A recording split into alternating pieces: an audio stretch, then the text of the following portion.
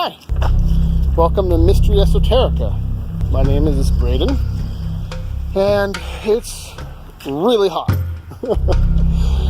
But it's the hotness outside is cooler than the hotness inside my house, so I decided to take my dog for a walk and talk to you good folks for a little bit. So here's what's going on. There's a profound misunderstanding about what is the nature of truth. Truth suffers from the same things that the word God suffers from. The word God is used to describe too many things. So not only is God ill-defined and people don't actually know what each other is talking about when they refer to God, but it's used to define too many things. It's used as a verb and an adjective and a noun. It's a title. And truth has the same problems. Truth is used as a noun and a verb and an adjective. It's used as a descriptor.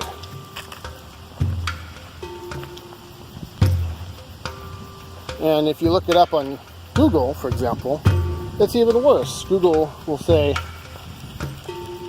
truth? The definition of truth is like, I don't remember what it is off the top of my head, but I think it's like something like the act of being true or something such as that. The problem with this is that no one really knows what it is. So let's start off with that. What is truth? Well, there's a short definition and there's a slightly longer definition. The short definition is the things that are, or that exist. That's what truth is. The things that exist. The slightly longer definition, it's going to hear what's a little shady, is the form and function of the things that exist inside the mind of the all. What is the all? Well, the all is the creator of all things. It's the beginning and the end. It's God. It's the giant mind for which all of us exist within. And so we find ourselves thinking, so like, what is true? Well, it's the things that exist within the mind of the all. It's the study of the things that exist within the mind of the all. I'm not sure. I've never done this before, so I'm not sure how the light looks. But so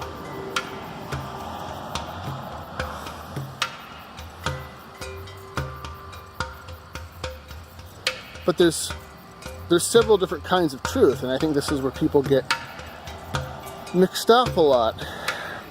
There's something that's called a high truth and something that's called a low truth. So a high truth is something that is impersonal and immovable. Like a high truth would be the laws that govern gravity, or the law of cause and effect, or the laws that govern space-time. A low truth. So a high truth would be something that it absolutely does not matter what you believe. It's going to be itself. It doesn't matter if you believe it to be true or not. Right?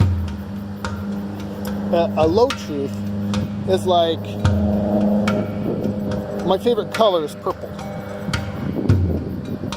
A low truth is something that is subject to change, that it's an individual truth. It's like your personal perception. So, my very low truth opinion is that I like my grass short and not long. You know, I like I think being well dressed is a benefit to you and will make others respect you more. that's a low truth. That's something that, it is true for me, but doesn't necessarily mean that it's true for someone else. But then we have to go further. So we have these high truths and low truths, but there's also the law of cause and effect. And not very many people realize this, but truth is basically, it is the law of cause and effect. And so another way to define truth is by simply just saying, truth is cause and effect. What is the law of cause and effect? The law of cause and effect is I create an action, and there's a reaction. I think I can't remember off the top of my head. It's either the first or second law of thermodynamics that states that every action has an equal reaction. And that's the law of truth. That's the law of cause and effect. So if I pick up a stick, the act of me picking up the stick, me putting my will upon it, is what's called a causal truth. It's a cause. And the fact that the stick is now moving through space is the effect of my initial action upon it. So that the stick is now moving through space, that's an effect. You could also think of it as when I think about something in my mind, those are causes. So the mental space is the space of causation, and action upon something is an effect. And I guess you could write a book about it. I don't want to spend too much time here. So the reason I wanted to build all this up is what people don't genuinely understand is that the things that we're trying really hard to fix in our society, pick your political position. It's we'll say the border wall, for example, or, gun rights, abortion.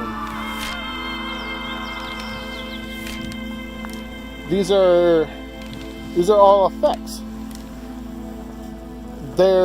You can't change an effect. You can't change an effect. It's already been created. It's already in reality. And once something is already in reality, you can't uncreate something. Energy cannot be created or destroyed. Once it's been manifest, it's done. It's in reality. But you can change causes. You can fix the causes. So you could think of it like, a good way of describing this, if you've ever seen or heard of a torus-shaped electromagnetic field. A torus-shaped electromagnetic field looks a little bit like a donut. There's a magnet in the middle, and then outside there's these, it kind of almost looks like butt cheeks. And there's a positive polarity at the top, and there's a negative polarity at the bottom. And you could think of the cause being the magnet. This powerful magnet in the middle. Then boop, out of it comes two poles, two opposite positions. So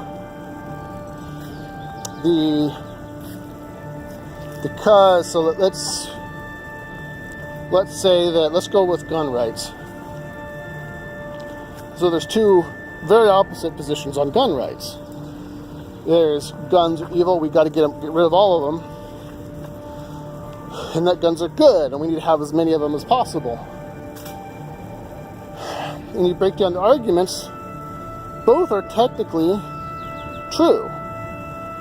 You know, too many guns, it is technically true.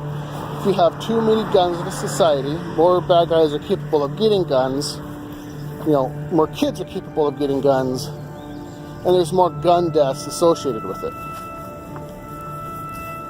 But the opposite argument is also true, that if you don't have any guns, then if, you know, a bad guy's going to get a gun, because the bad guys always do, and when they do, they could mow down a parking lot and no one can stop them. So, or if government turns evil and tyrannical, because governments do, then there's no one, then the citizenry doesn't have any means of protecting themselves. Both of these things are factually true. Both arguments are factually true.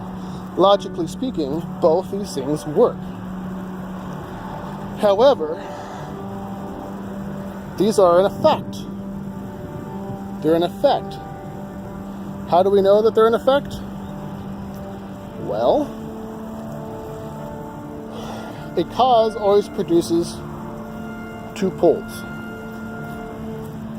Always produces two polarities. And we know that it doesn't matter which one of these polarities we try and fix, the opposite polarity is exacerbated. So if we move all the guns, then the guns right activists win, because the truth pendulum will swing that way. But if we have all the guns, then the opposite polarity gains power. So by fixing an effect, by pushing on one polarity versus the other polarity, what we realize is that you're not really actually solving any problems. You're just, the underlying problem is never fixed. It just gets pushed to one extreme or the other. Lily, come on. Dogs. Not doing what she's supposed to.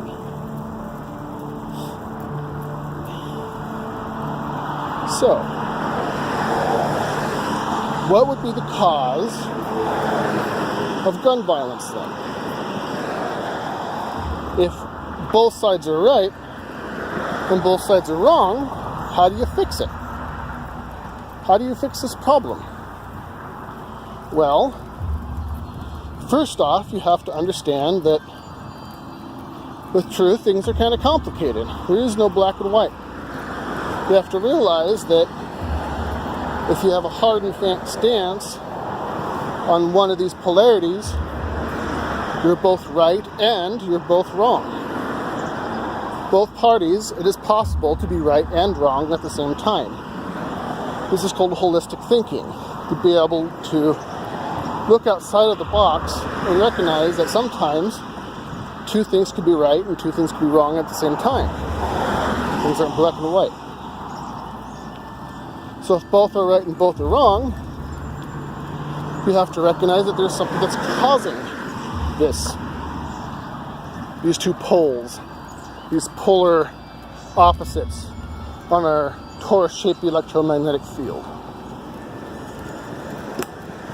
What is it?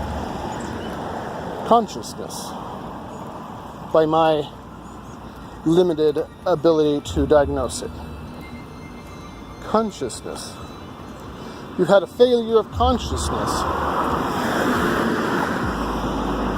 You know, I grew up in a tiny town up in the woods, about 200-person town by the name of Ukiah, Oregon. 200 people. And when I was going to school there, people would bring their guns to school all the time. They'd take them in the shop class, and they would, carve things on the butts of their rifles, and it was just assumed everyone had guns. And there was never, ever, ever anyone who went on a shooting rampage. There was more deaths by hunter accidents from people out of town, like Portland, where I live now, than there ever was from the local population. And there was an attitude that you don't steal. Really? Wait. Good girl. This kind of brings me to my next point. All evil boils down to one single thing. So what kinds of evil do we have? We have like theft, we have murder, we have assault, we have rape. There's a bunch of them, and for some reason I can't just list them off over the top of my head. There's a lot of them. What if I could boil them all down to one word? One word. What would that word be? Theft. Theft. All evil, ultimately, is theft. So, the theft, property theft, obviously is theft. But murder is me stealing your life. Assault is me stealing your well-being. Rape, among many things, many things, is me stealing your power. Right? I could coerce you, I steal your safety. I could put you in jail, and I could steal your freedom. There's all evil boils down ultimately to theft. And this is what a right is. So if you ask, come on. If you ask the average person, go onto the street and say, "Hello, average person, what is a right?" Almost no one will be able to tell you what a right is. Do you have a right to do that? No. No one would. We all have this idea in our heads that, and don't worry, I'm going to bring this back to truth. We have this idea in our heads that we all agree that stealing is wrong, or that beating up someone is wrong. Don't be a bully. Don't be a bully. But no one's actually willing to stick with it. No one's willing to say, under all circumstances, it's wrong. We always want to qualify it. This is called justification. Justification is, I know that, say, stealing is wrong, but if under the right circumstances someone does it to me, then I'm justified then in stealing back. Right? I could go and steal from them to get even. You hit me, therefore I have the right. I'm justified in hurting you. So justification is the creation of a right that you do not possess. That's why Jesus said, turn the other cheek.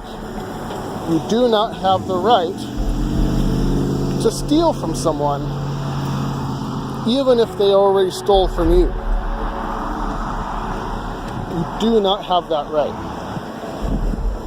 And society in aggregate doesn't have this level of consciousness. They do not realize or can accept that under no circumstances do I have the right to steal from you. I do not have the right to steal from you.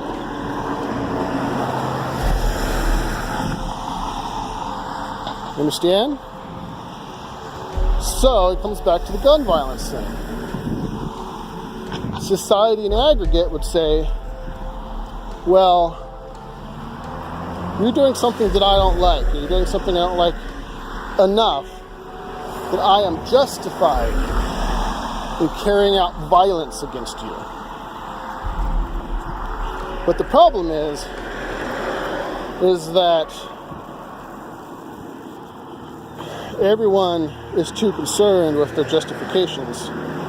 Everyone is trying really hard to create rights, from the government to the average person on the street. And so, this causation, this lack of moral understanding, this lack of basic fundamental knowledge of what morality is, has broken down and has destroyed society to the point where we have gun violence. So we try and fix the violence. We try and fix... So we say, well, guns are the problem, so we need to take all the guns away.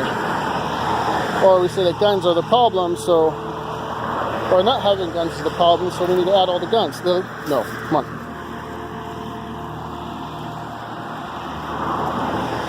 So... We are trying to create these rights that we do not have. And so we end up with violence. Everyone's justified in what they're doing. Everyone's created a right. But there is no such thing as a right like that. There's a term for this. It's called natural law. Natural law is the law that governs all sentient beings. You know, at a certain level of consciousness, you're expected to abide by a certain level of morality. Like, I'm out here walking my dog, and I don't expect her. Come on, Lily. Come on. I'm not expected to... I cannot expect her to have enough consciousness to realize that stealing is wrong. She's always going to try and steal the cat's food. She knows she's not supposed to, but she's going to do it anyway.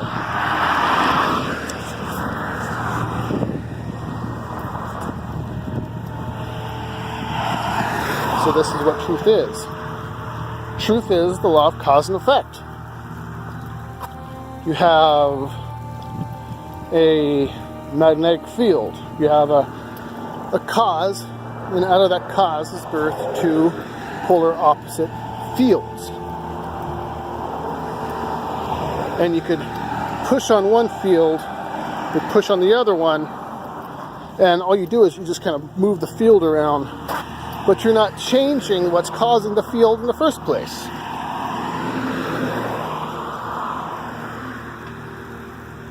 And this is a high truth. This is a high truth. This isn't a personal perspective. This is the law. All things are governed by law. And the law of God, or the law of creation, which is the law of God, will say, you cannot create a right. You're born with inalienable rights. Rights that no one can take away. You could let people take them away. You could consent to have people take them away. But they're still your rights, nonetheless. And society in aggregate cannot articulate that to you. Society in aggregate cannot say, I have the right to do this, and be able to say what that actually means. Society in aggregate cannot say, this is what truth is. Because we've never been taught. No one ever taught us what truth is. It's been kept from us.